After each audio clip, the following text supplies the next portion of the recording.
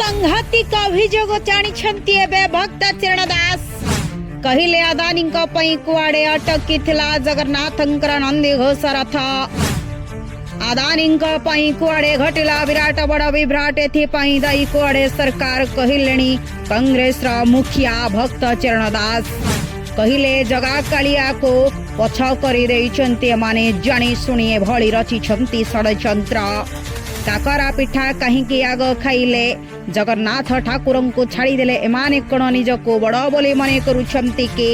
हाँ क्या एबे कांग्रेस रागी उठी आउ अनेक प्रश्न पचारुछि सरकार को तेबे कहीं क्यों परिप्रेक्षी रे अदानी